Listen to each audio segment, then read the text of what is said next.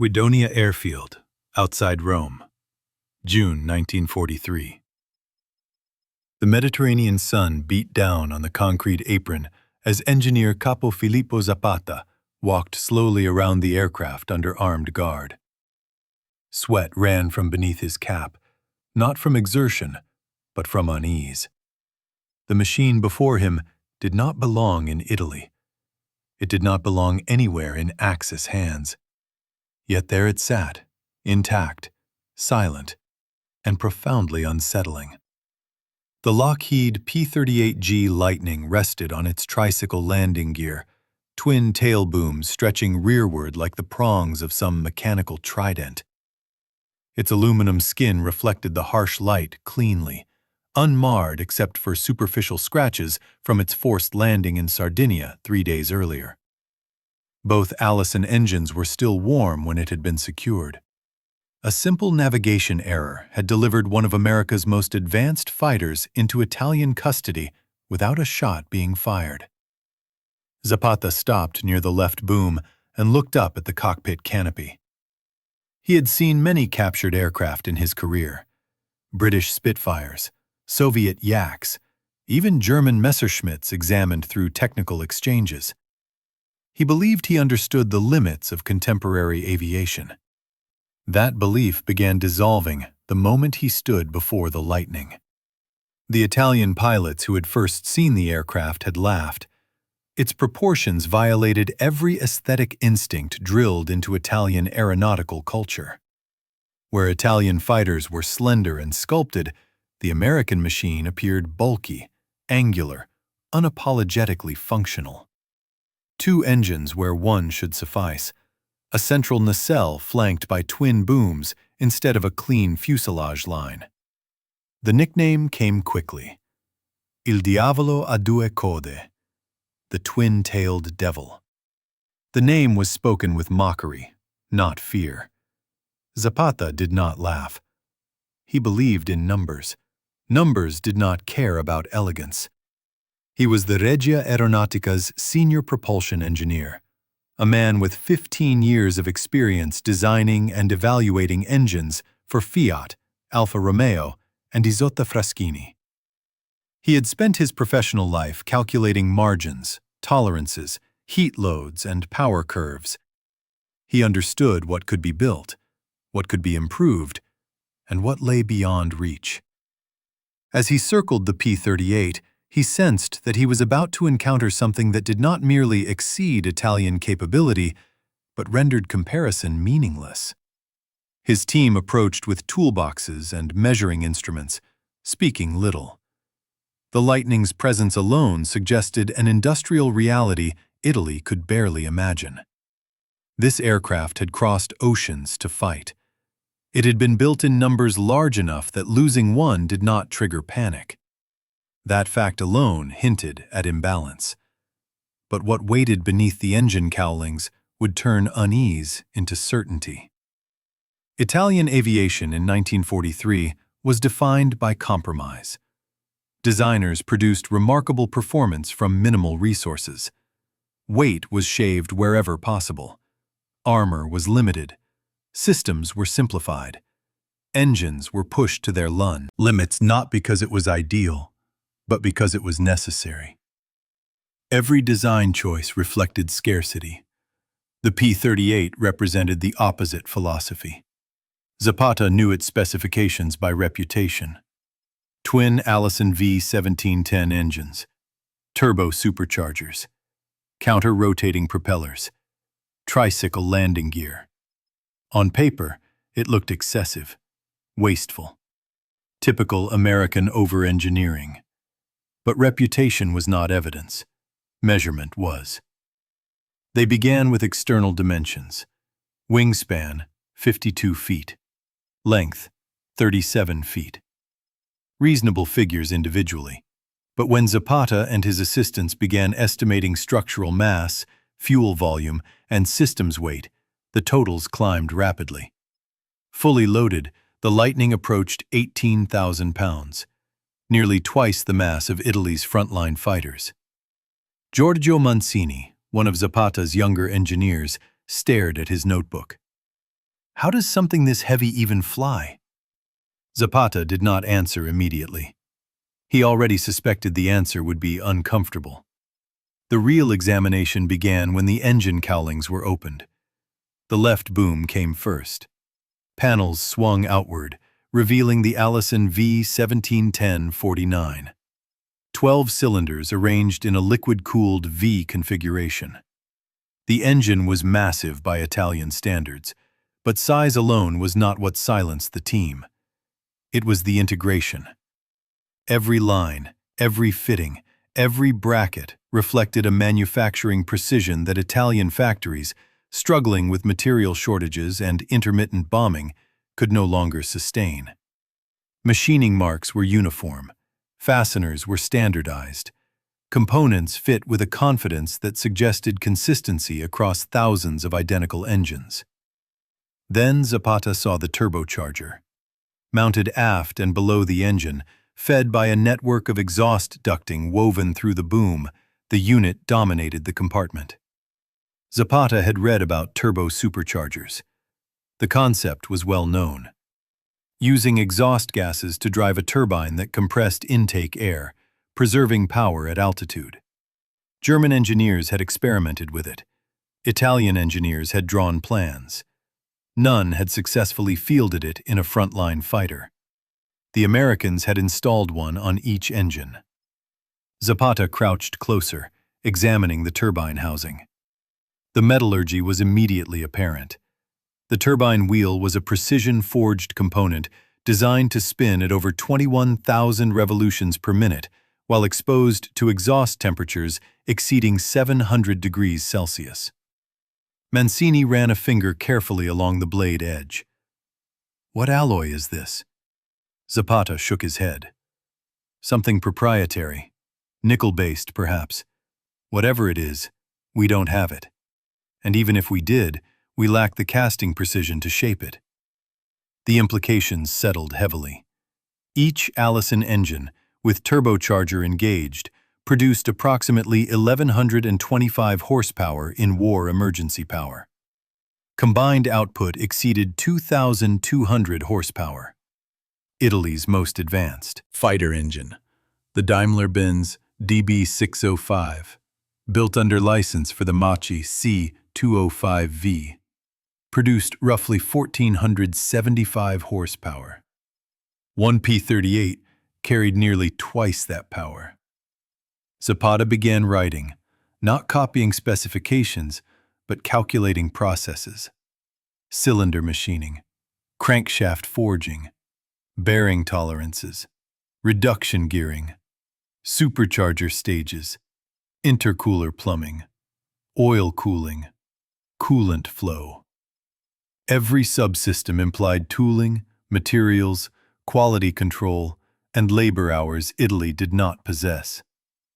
After several minutes, Mancini asked the question hanging in the air. "Could we build this?" Zappata continued writing before answering. "One engine? Perhaps, with unlimited time and resources. A reliable engine? No. Hundreds? Impossible." The cooling system deepened the realization. The Allison used remote radiators embedded in the wing leading edges, positioned to exploit airflow while minimizing drag. The radiator cores were precision assemblies of hundreds of tiny tubes, brazed with tolerances tight enough to prevent leaks under combat stress. Italian radiator technology lagged years behind. Heavier, less efficient, vulnerable. "They've solved problems we didn't know existed," Mancini said quietly. "They've solved problems we knew existed, but couldn't afford to address," Zappata replied. The propellers introduced another layer of complexity. The engines rotated in opposite directions, eliminating torque effects entirely. Achieving this required mirrored reduction gearing, specialized governors, and precise synchronization. Zappata examined the gear assemblies, hardened steel teeth cut to tolerances measured in thousandths of an inch. Domenico Russo, the metallurgy specialist, did not hesitate. "We can't make these gears, not with our steel quality, not with our heat treatment. They'd strip under half the load." As the inspection continued, a disturbing pattern emerged. Every system was designed for redundancy and survivability, rather than minimal weight. Dual generators supplying a 24-volt electrical system. Redundant hydraulic pumps powering landing gear, flaps, and dive brakes. Circuit breakers everywhere. Italian fighters relied on 12-volt systems and single generators. Hydraulic failures were often catastrophic. Mechanical backups were rare. The fuel system incorporated self-sealing tanks and cross-feed capability that allowed engines to be shut down for economy or damage control. Italy had only begun implementing self-sealing tanks, and even then, imperfectly. Then they reached the armament. All weapons were concentrated in the nose. One 20mm cannon with 150 rounds. 4 Browning 50 caliber machine guns with 500 rounds each. 2,000 rounds of heavy ammunition, all firing straight ahead. The Machi C-205V carried 2 12.7mm machine guns and 2 20mm cannon, with far less ammunition and wing-mounted convergence. Limitations. "They built a flying battleship," Mancini said, studying the feed mechanisms. Zappata watched the electrically driven ammunition boosters, designed to maintain positive feed under high-G maneuvering. Italian weapons jammed under far gentler conditions. By mid-afternoon, Zappata stopped recording specifications. He began calculating production. Approximately 50,000 individual parts per aircraft, over 6,000 per engine, miles of wiring, precision valves and seals, aluminum alloys Italy struggled to obtain. He looked at the lightning and felt something unfamiliar. Not frustration, not envy, despair. This was not merely an enemy aircraft. It was evidence of an industrial system operating on a scale Italy could not enter. The war had already been decided somewhere far beyond the front lines. That evening, Zappata sat alone in his office and began writing his report. 12 pages detailed technical findings, materials, tolerances, systems integration. Then came the final section, marked Strategic Assessment. He paused before writing. He knew this part would be unwelcome. He wrote anyway. "The Lockheed P-38 Lightning represents a level of aeronautical engineering sophistication exceeding Italian manufacturing capability by approximately 5 to 7 years at current development rates. More critically, it demonstrates American industrial capacity operating at a scale we cannot match." He listed findings: engine power, turbocharger metallurgy, gear manufacturing, aluminum quality, redundant systems, production estimates exceeding 200 aircraft per month. Then the conclusion. The P-38 cannot be countered through technological parity. Tactical avoidance is recommended. Strategic assessment. A war of attrition against an opponent capable of producing weapons of this sophistication at scale cannot be won. Zappata read the report 3 times before signing it. He knew the technical sections would be accepted. The strategic assessment would be dismissed as defeatism. The next morning, Colonel Angelo Tondi arrived at Guidonia. Colonel Angelo Tondi arrived at Guidonia shortly after sunrise, his leather flight jacket still bearing the smell of oil and exhaust. He was the Regia Aeronautica's chief test pilot, a man whose logbooks recorded thousands of flight hours across nearly every aircraft Italy had ever produced: fighters, bombers, prototypes that never reached squadron service, captured enemy machines flown for evaluation. Tondi had mastered them all. He listened patiently as Filippo Zappata summarized the technical findings from the previous day. The engineer spoke calmly, methodically, presenting figures rather than opinions. Power output, gear tolerances, cooling efficiency, turbocharger metallurgy. When Zappata finished, Tondi nodded politely, but his expression betrayed skepticism. American aircraft were always heavy. Everyone knew that. They relied on brute force and quantity rather than finesse. Italian pilots had faced American fighters before and lived. The Lightning, Tondi assumed, would prove impressive on paper, but compromised in the air. Before flying it, however, Tondi wanted context. He wanted to understand what Italy had built and why. Italian aeronautical design in 1943 was the product of necessity sharpened into doctrine. The nation lacked abundant aluminum, lacked large-scale precision machining capacity, and lacked engines powerful enough to absorb weight penalties. Designers compensated with elegance. Every line was sculpted, every kilogram justified. Performance was extracted through aerodynamic refinement and pilot skill, rather than raw power. The Mach-E C-202 Folgore had been the clearest expression of this philosophy. Light, responsive, and aerodynamically clean, it had earned respect even among Allied pilots. Its successor, the Mach-E C-205V Veltro, represented the peak of Italian fighter development.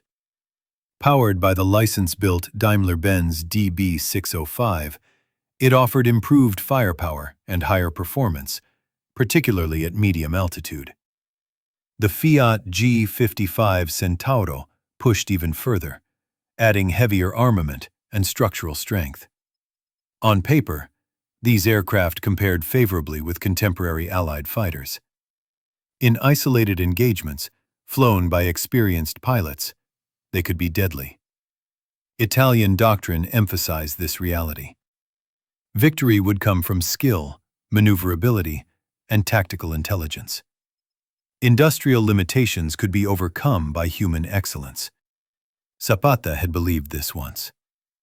Standing beside the P-38, he understood why it was false. The Italian way treated weight as the enemy. Armor was minimized. Redundancy was sacrificed. Systems were simplified to reduce failure points, but also to reduce mass. Engines were pushed close to their thermal and mechanical limits. Radiators were sized just large enough to function. There was no margin, because margin cost weight, and weight cost performance. American design inverted the logic. The Lightning accepted weight as a tool rather than a liability. Armor protection surrounded the pilot. Fuel tanks sealed themselves when punctured. Systems duplicated one another. Electrical power came from 2 generators, not 1. Hydraulics included backups. The aircraft was built to survive damage, not merely to avoid it. This difference was not philosophical alone. It was industrial. Italian factories relied on skilled craftsmen. American factories relied on processes. Jigs, gauges, and standardized components ensured consistency across thousands of airframes.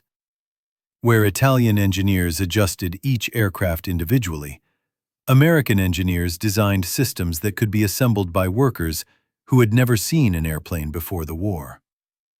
Zappata understood what this meant in production terms. Italian aircraft were masterpieces built slowly. American aircraft were machines built relentlessly. The Lightning sitting on the apron embodied that reality. It was not refined in the Italian sense, did not attempt to impress with elegance. It impressed with inevitability. As engineers continued documenting the aircraft, they compared subsystem after subsystem against Italian equivalents. The differences compounded. Italian landing gear systems were light but fragile. The P-38's tricycle landing gear was heavy but robust, reducing accident rates and pilot fatigue. Italian cockpits were cramped, designed around minimal volume. The Lightning's cockpit was spacious, improving visibility and endurance on long missions. Even the wiring told a story. Italian aircraft used minimal electrical systems to save weight. The P-38 used miles of wiring, carefully bundled and protected, enabling radios, instruments, and powered systems to function reliably at altitude. This was not excess. It was preparation. Italian doctrine had never required fighters to fly hundreds of miles over open water, engage in combat, and return. American doctrine assumed it would. The aircraft reflected that assumption in every rivet and bracket. By mid-morning, Tondi had absorbed enough context. He walked toward the Lightning, climbing the ladder into the cockpit. Zappata watched closely. If the aircraft flew as well as its specifications suggested, then the final illusion would collapse. The Allison engines started smoothly, settling into a synchronized rumble unlike anything produced by Italian power plants. The sound was deeper, steadier. There was no vibration spike, no uneven note. To Zappata, listening from the tower, it sounded less like a fighter and more like industrial machinery operating exactly as designed. Tondi taxied cautiously, adjusting to the nose-wheel steering.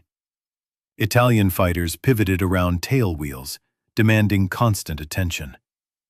The Lightning tracked straight, obedient, stable. The takeoff roll was long, far longer than any Italian aircraft, but when rotation came, the climb angle was immediate and assertive. The P-38 rose with authority. Zappata's unease deepened. The climb rate was not merely acceptable, it was impressive, especially given the aircraft's mass. 15 minutes later, Tondi returned and landed smoothly, the tricycle gear absorbing the touchdown with little drama. He remained seated for several minutes after shutting down the engines. When he finally climbed out, he walked directly to Zappata. "Everything in your report is correct," he said quietly. "And you understated some things."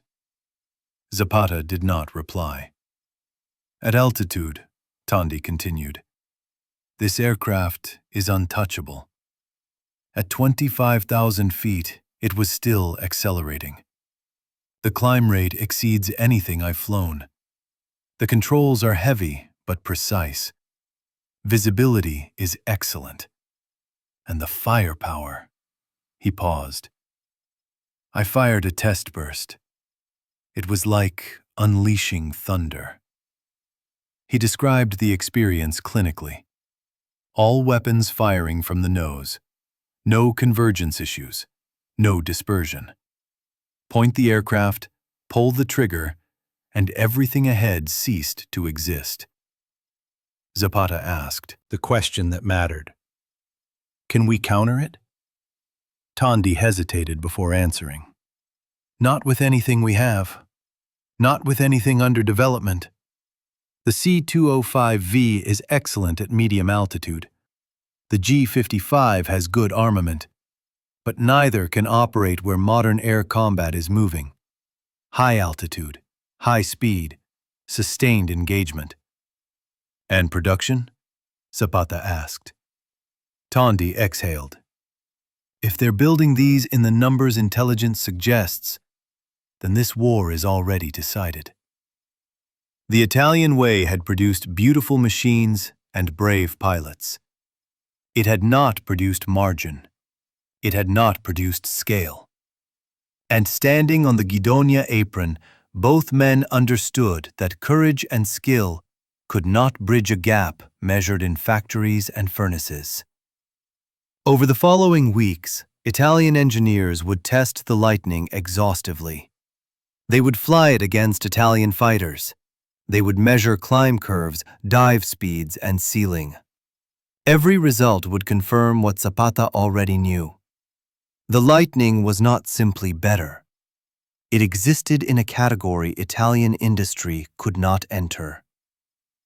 The illusion finally collapsed the moment Filippo Zappata ordered the engine panels removed.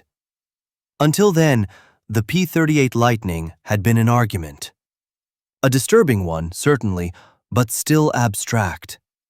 Engineers could debate aerodynamics, speculate about production shortcuts, and dismiss American success as the byproduct of excess weight and brute force. That ended when the cowlings swung open and exposed the machinery beneath. Zappata stood close as the panels were lifted away from the left boom. The Allison V1710-49 lay revealed in full profile, its 12 liquid-cooled cylinders arranged in a precise V configuration. The engine was large by Italian standards, but size alone did not explain the silence that fell across the team. What they were looking at was not just an engine, but a system engineered to function indefinitely under conditions that Italian power plants barely survived for minutes. Every hose, every bracket, every fastener was standardized. There was no improvisation, no evidence of field adaptation. This was not a hand-fitted machine. It was a product of repeatable industrial precision. Zappata leaned in, tracing the coolant lines with his eyes. The routing was efficient, direct, armored where necessary. Italian engines used similar principles in theory, but in practice, compromises were unavoidable. Materials varied, tolerances drifted. Quality control depended on individual craftsmen rather than process discipline. Then his attention shifted aft. Mounted behind and below the engine sat the component that transformed unease into certainty: the turbo-supercharger. Italian engineers had discussed turbocharging for years. So had the Germans. The physics were well understood. Exhaust gases drove a turbine, which compressed intake air, allowing an engine to maintain sea-level power at altitude. The problem had never been theory. It had always been metallurgy. Turbochargers operated in an environment defined by extremes. Exhaust temperatures exceeded 700 degrees Celsius. Rotational speeds surpassed 20,000 revolutions per minute. The turbine blades had to endure heat, stress, and vibration simultaneously, without deforming or cracking. No Italian factory could produce such components reliably. Neither could Germany, despite years of experimentation. The Americans had solved it. Zappata examined the turbine housing closely. The surface finish was flawless. The blades were thin, strong, and perfectly formed. He did not need chemical analysis to understand what he was seeing. This required alloys Italy did not possess, and heat treatment processes it could not execute.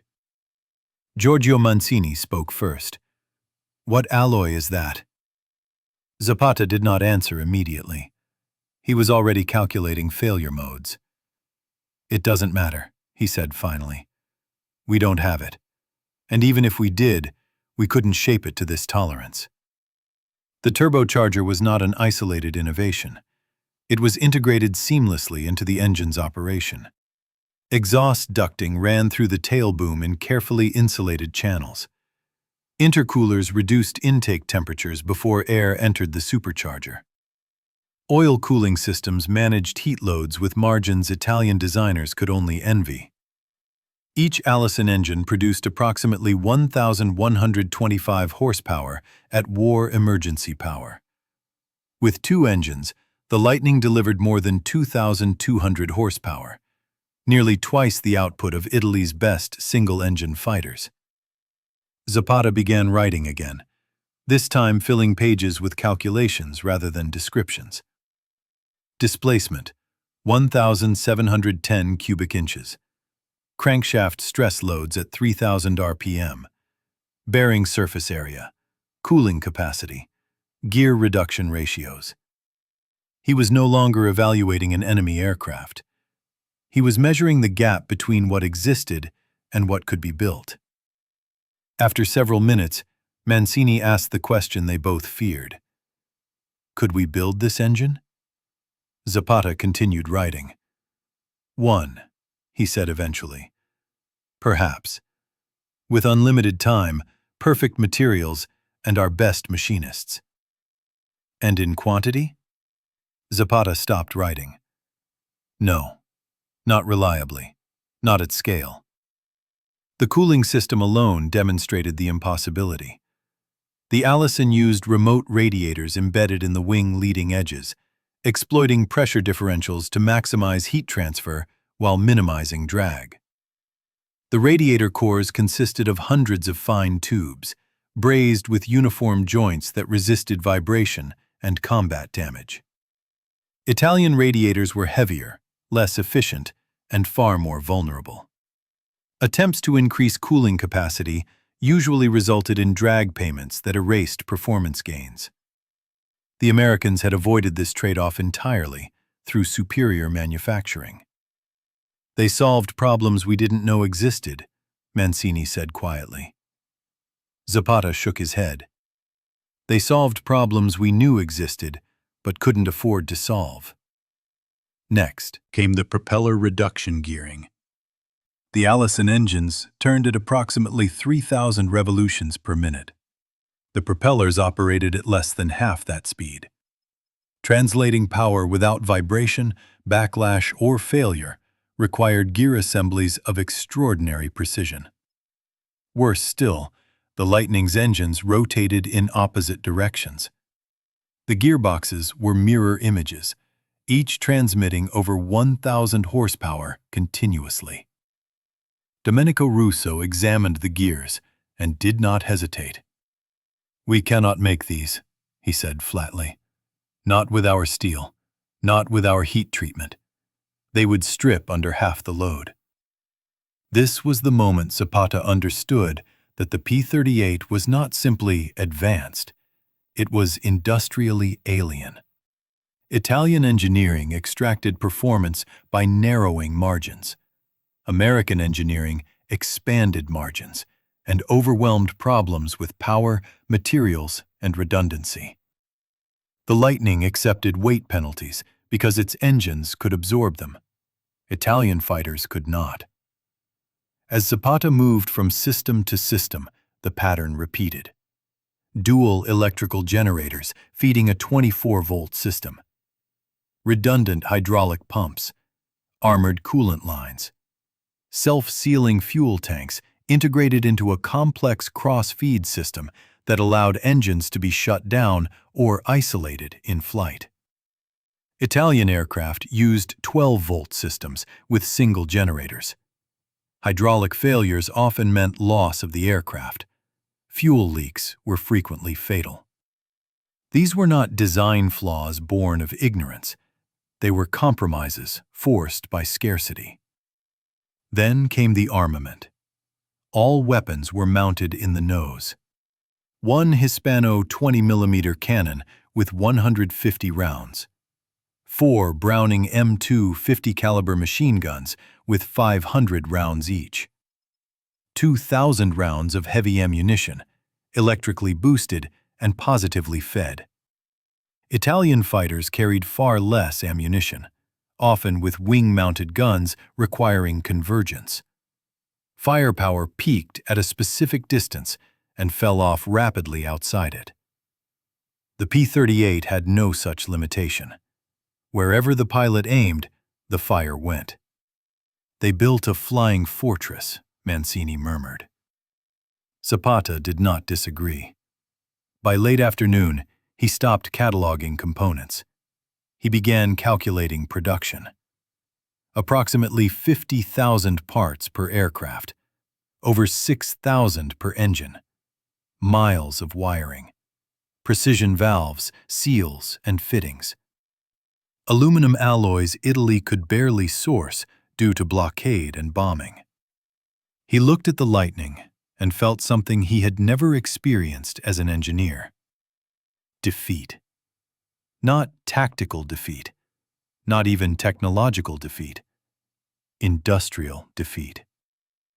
That evening, Zappata sat alone at his desk and began drafting his report. 12 pages detailed measurements, materials, tolerances, and systems integration. Then he reached the final section: strategic assessment. He hesitated only briefly before writing. The Lockheed P-38 Lightning demonstrates an aeronautical and industrial capability exceeding Italian manufacturing capacity by 5 to 7 years at current rates of development. More critically, it reveals American ability to produce such complex systems at scale. He listed conclusions: the Allison engine, the turbocharger, the reduction gearing, the aluminum alloys, the redundancy philosophy. Then the line he knew would be ignored: a war of attrition against an opponent capable of producing weapons of this sophistication in quantity cannot be won. Zappata signed the report knowing exactly what would happen. The technical findings would be circulated. The strategic warning would be dismissed as defeatism. The next day, Colonel Tondi would fly the Lightning, and flight would confirm what mathematics already had. Colonel Angelo Tondi's first flight in the captured Lightning ended any lingering doubt, but it did not end the investigation. For Filippo Zappata and his engineers, flight performance was only confirmation. The real story lay in how the aircraft survived, sustained itself, and continued operating where others failed. As disassembly progressed, Zappata reached a conclusion more disturbing than any single technical revelation. The P-38 was not defined by any one component. It was defined by systems. Italian aircraft engineering had always focused on parts: engines, wings, guns, aerodynamics, each optimized individually to extract maximum performance from limited resources. Systems integration existed, but it was subordinate to weight reduction. Redundancy was treated as a luxury. Failure was something to be avoided through careful operation, not anticipated and designed around. The Lightning inverted that logic completely. Zappata's team began with the electrical system. Italian fighters operated on 12-volt architectures powered by a single generator. Electrical failure often meant loss of radios, instruments, and sometimes engine control. The P-38 used a 24-volt system with 2 generators, one mounted on each engine. Either generator could power all essential systems independently. This was not efficiency. It was survivability. If one engine failed, the other continued supplying power. If battle damage severed one circuit, breakers isolated the fault automatically. Italian electrical systems relied on fuses and pilot judgment. The American system assumed damage would occur and planned for it. Hydraulics told the same story. Italian fighters used minimal hydraulic systems, often with a single pump. A leak could immobilize landing gear or flaps entirely.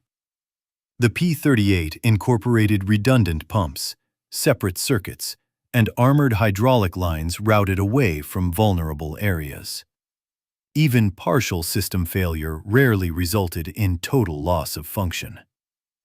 Zappata traced the lines carefully. They were heavier than strictly necessary. They added weight. But they added something Italian designers could not afford: margin.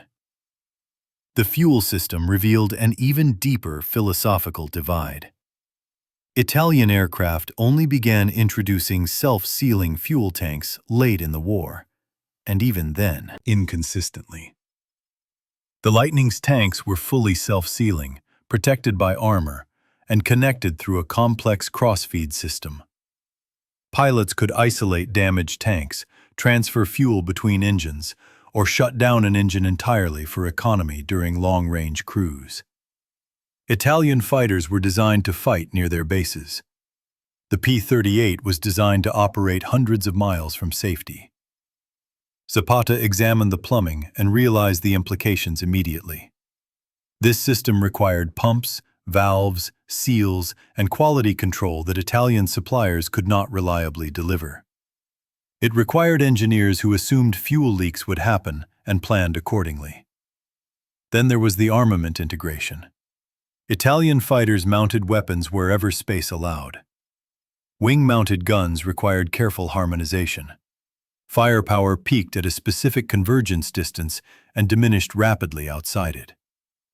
Ammunition feeds were mechanical and sensitive to maneuvering loads. The Lightning's armament was centralized. One Hispano 20mm cannon and 4 Browning 50 caliber machine guns, all mounted rigidly in the nose. No convergence, no dispersion.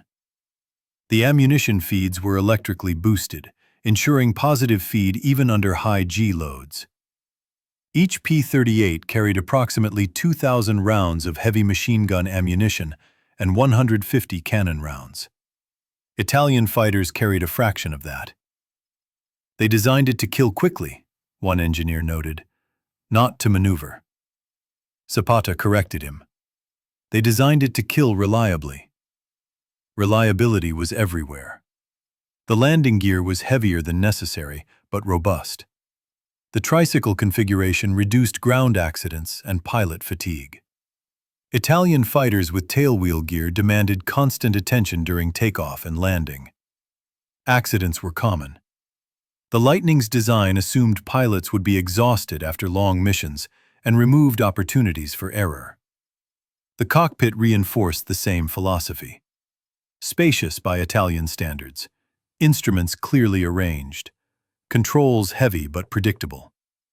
The aircraft did not demand constant finesse. It rewarded discipline. Zappata began calculating what all this meant in production terms. Each Lightning required approximately 50,000 individual parts. The engines alone contained over 6,000 components each. The electrical system included miles of wiring. The hydraulic system required precision-machined valves and seals. The airframe demanded aluminum alloys Italy struggled to obtain even in small quantities. Italian fighter production averaged fewer than 200 aircraft per month across all types, and that number was declining. American intelligence suggested P-38 production alone exceeded 200 aircraft per month, with multiple factories operating simultaneously.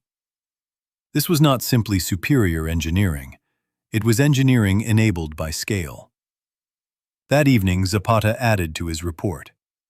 He stopped describing parts and began describing philosophy. The P-38 demonstrates a design approach prioritizing redundancy, maintainability, and operational endurance over weight minimization. This approach is viable only when supported by engines powerful enough to absorb the resulting mass, and by an industrial base capable of producing complex systems with consistent quality. He knew how this would be received. Italian leadership still believed wars were won by bravery, tactical brilliance, and individual excellence. Zappata was describing a war won by logistics, metallurgy, and factory throughput. The next phase of testing made this reality impossible to ignore. Over the following weeks, the captured Lightning was flown repeatedly against Italian fighters. Mock intercepts were staged at different altitudes, climb rates were measured, speed comparisons conducted. Every test followed the same pattern. Below 15,000 feet, Italian fighters could compete. Above 20,000, they began to fall behind. Above 25,000, the contest ended. The turbochargers maintained full power where Italian engines gasped for air. The Lightning accelerated where others plateaued. It chose when to engage and when to disengage. Italian pilots attempting pursuit found themselves watching the American fighter simply pull away. The German Bf-109G fared little better. Its Daimler-Benz engine lost power steadily above 25,000 feet. The Lightning found its stride there. This was not a tactical advantage. It was a regime change in air combat. Zappata watched the data accumulate with grim detachment. Every chart confirmed the same conclusion.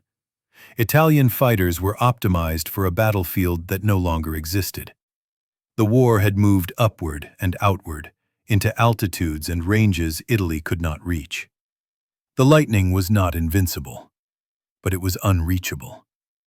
By the time Colonel Tondi flew the aircraft again, this time in simulated combat profiles, his skepticism had vanished entirely. He returned from one flight and spoke without hesitation. At altitude, they can choose everything: speed, distance, engagement. We react, they decide. Zappata did not need further confirmation. The Lightning was not a superior aircraft because of one breakthrough. It was superior because it was the product of a system that assumed abundance of power, materials, and production capacity. Italian engineering brilliance had reached its limits. American engineering had not yet begun to strain. And that was the most dangerous realization of all. On August 11, 1943, the captured Lightning left the ground not as a test subject, but as a weapon.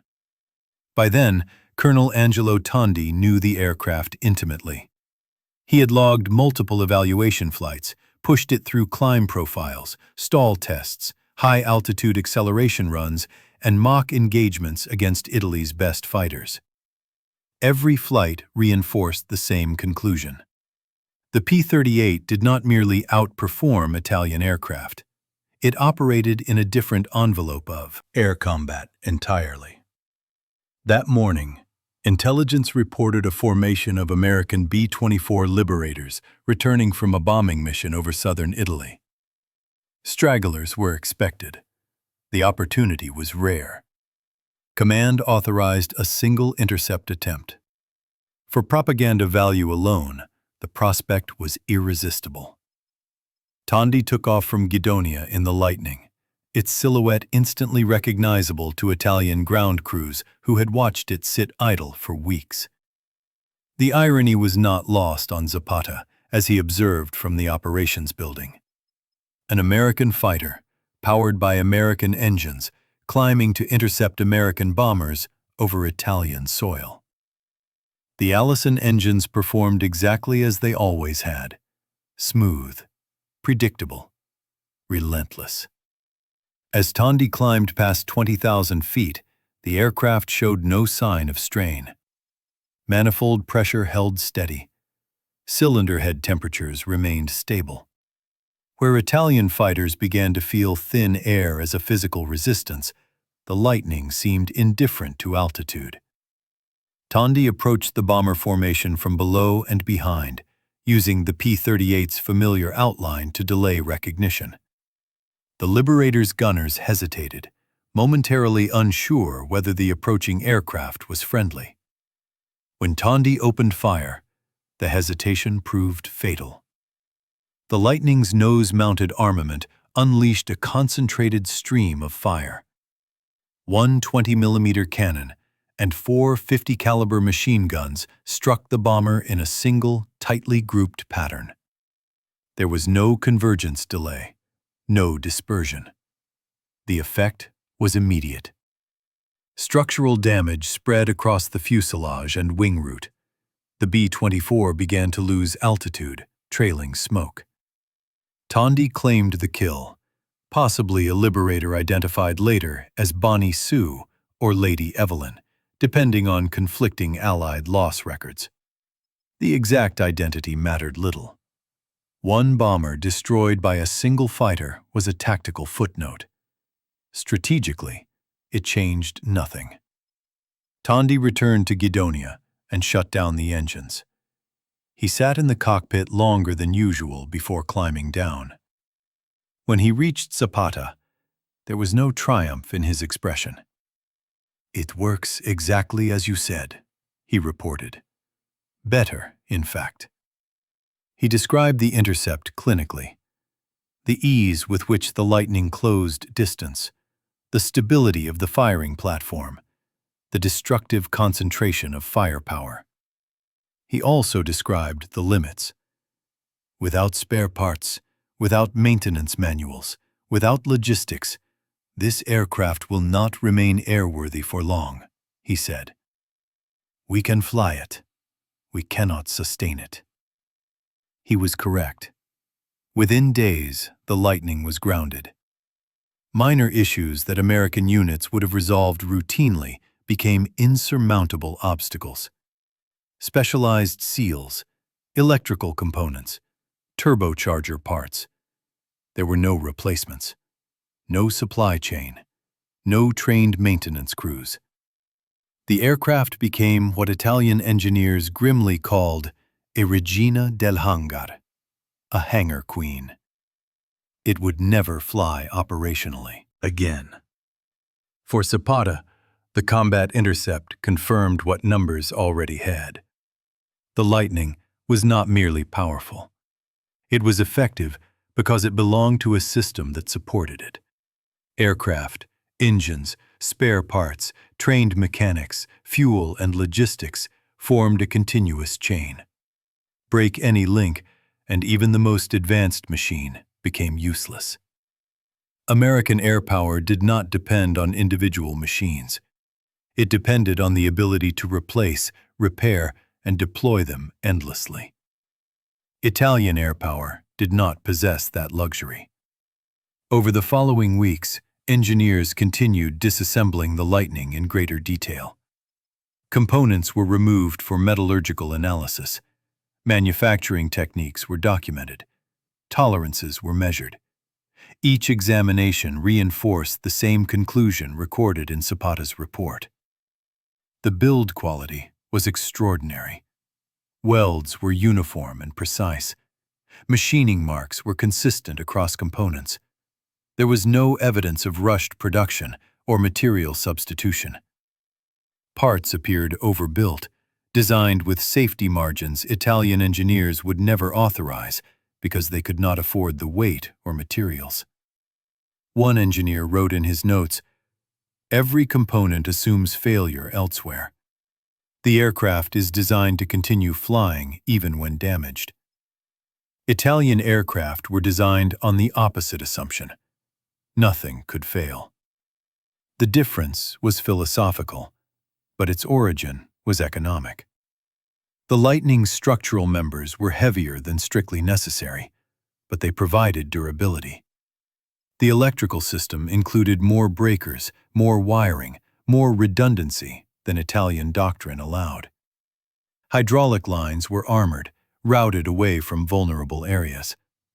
All of it added weight. All of it improved survivability. American designers could afford weight because they had engines powerful enough to overcome it, and factories capable of producing those engines in quantity. Italian designers could not. Zappata's report moved slowly up the chain of command. Technical sections were circulated to aircraft manufacturers with instructions to extract any applicable lessons. The strategic assessment reached the desk of the Regia Aeronautica's leadership and went no further.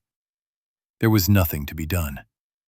Italy lacked the raw materials to match American alloys. It lacked the precision machining capacity to replicate turbochargers.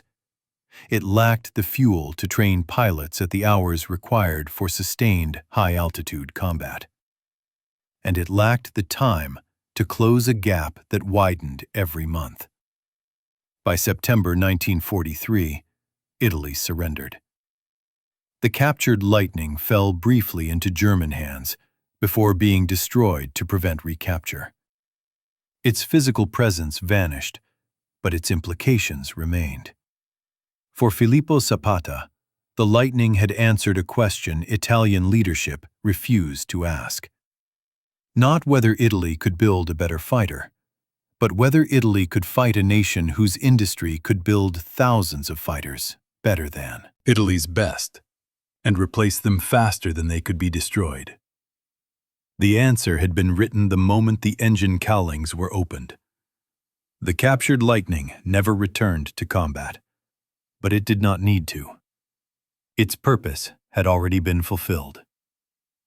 For Filippo Zappata and the small circle of Italian engineers who studied it, the P-38 became a fixed reference point, a baseline against which every remaining hope of technological parity collapsed. After Italy's surrender in September 1943, the aircraft passed briefly into German hands. Lacking spare parts and unwilling to risk recapture, the Germans destroyed it. The medal vanished, but the arithmetic remained. In the months after the war, when production records were declassified, Zappata discovered that even his most pessimistic estimates had been conservative. The United States produced approximately 10,037 P-38 Lightnings of all variants. Each aircraft required 2 Allison V1710 engines, meaning more than 20,000 engines were built solely to support the Lightning program. The same engine powered the P-40, P-39, and P-63. Total Allison V1710 production exceeded 70,000 units. Italy's entire wartime production of aircraft engines, across all manufacturers, all types, amounted to approximately 13,000 units. America had produced more than 5 times that number of a single advanced engine type. The disparity extended everywhere. American aircraft production exceeded 300,000 airframes during the war. Italy produced roughly 11,000. American aluminum output in 1943 alone surpassed Italy's total wartime aluminum production. American factories delivered engines, airframes, radios, guns, and vehicles at rates Italian planners could not meaningfully respond to. And these were not crude machines. They were sophisticated, complex systems assembled with consistency. The Lightning illustrated this better than any chart. It was not America's fastest fighter, nor its most maneuverable. It was simply one of several advanced designs being produced simultaneously. While Italian engineers struggled to refine a single fighter line, American industry fielded the P-38, P-47, P-51, and multiple bomber types at once. Zappata understood what this meant long before official figures confirmed it. Modern war was no longer decided by isolated excellence. It was decided by throughput. In the 1960s, decades after the war had ended, an Italian aviation historian interviewed Zappata about his examination of the captured Lightning. The engineer was retired, his voice calm, stripped of wartime urgency. "I knew we would lose the war when I opened those engine cowlings," Zappata said. Not because of any single component, but because of what the aircraft represented. He described the moment carefully. The turbochargers, the redundancy, the production logic behind every decision. The Americans had built a fighter that required 50,000 parts, including 2 of the most complex engines in existence, and they were producing them in quantities we could not match with our simplest designs. When the historian asked whether Zappata had ever flown in a P-38, he smiled. "No. Colonel Tondi offered, but I declined. I am an engineer, not a pilot. I did not need to fly it. The numbers told me everything. Power-to-weight ratio, wing loading, available thrust versus required thrust, thermal margins, production capacity, training hours, material flow. None of these could be argued with. Mathematics did not negotiate. The P-38 had superior power, superior altitude performance, superior firepower, superior range, and superior systems," Zappata said. And there were thousands of them. The captured Lightning at Guidonia became, in retrospect, a diagnostic instrument. It revealed not just what Italy lacked, but what modern warfare required. Advanced metallurgy, precision machining, redundant systems, and above all, an industrial base capable of producing complexity reliably, repeatedly, and in overwhelming volume. Italian aviation entered the war with gifted designers, courageous pilots, and a proud tradition. What it lacked was the infrastructure to sustain modern air warfare against an industrial superpower. No amount of ingenuity could replace aluminum it did not have. No brilliance could substitute for engines it could not build.